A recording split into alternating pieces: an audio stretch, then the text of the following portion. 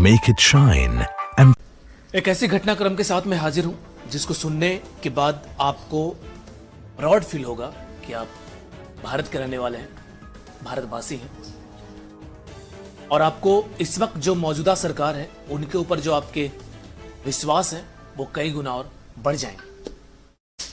आपको कैप्टन अभिनंदन जरूर याद होंगे, आपको F-16 भी याद है। दरअसल इन्हीं से जुड़ी हुई कुछ घटनाक्रम का मैं जिक्र करूंगा आपके सामने, जिसको सुनने के बाद आप बहुत ही प्राउड फील करेंगे। दरअसल F-16 के जमीन दोस्त होते ही अमेरिका को पता चल गया था, भारत पर इसके इस्तेमाल से भी अमेरिका गुस्से में था, पर उस समय भी यह जरूरी था कि पाक को भारत के गुस्से से बचाना है, क्योंकि भारत का एक पायलट पाक कब्जे में जाते ही भारत ने बड़ी कार्रवाई के लिए बरमोस मिसाइलें तैयार कर ली थी। प्लान यही था कि पाकिस्तान एयरफोर्स को रात में ही तहस नहस कर दिया जाए, जिसकी भनक अमेरिका को लग गई थी।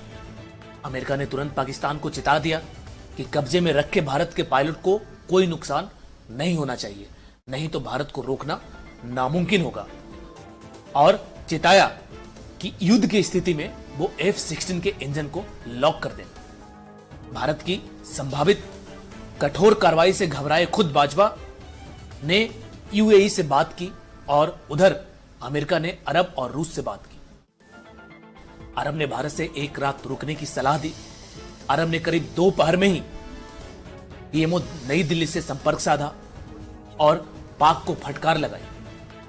रूस अमेरिका ने पाक को समझा दिया कि कल सुबह तक हर हाल में इंडियन पायलट को छोड़ने की घोषणा करें, वो भी बिना शर्त। यही नहीं, पाक ने चीन से भारत के आसमान पर निगरानी कर रहे उपग्रह से डायरेक्ट लिंक मांगा, जिसे चीन ने मना कर दिया। अंत में पाक ने टर्की से मदद मांगी, उसने फौरन ही मना कर दिया और पायलट को छोड़ने को कहा। इधर भारत क्या कर सकता था, इसकी जानकारी के लिए पूरे विश्व के बड़े देशों के उपग्रह भारत पर नजर रख रहे थे। 24 फरवरी से लेकर 28 फरवरी तक रात तक पाक के बड़े फौजी अधिकारियों जो पाक में बने बंकर थे उनमें वो रहने लगे, क्योंकि पाक के अंदर एक डर था, वो असहाय हो गए थे। उनको पता था कि उनकी एक गलती पाकिस्तान को तबाह कर देगा, और ये सारी चीजें भारत के अंदर हो रही थी कि अगर एक सेकंड की भी देरी की या पायलट कैप्टन अभिनंदन को जरा सा भी नुकसान पहुंचाया तो उसका अंजाम बहुत ही भयंकर होता पाकिस्तान के ऊपर। मुझे लगता है कि जब इसकी आप बारीकियों को जानेंगे, इस घटनाक्रम को आप समझेंगे, तो आपको अपने आपकी सरकार पर और भारतीय होने पर बहुत ही गर्व महसूस होगा।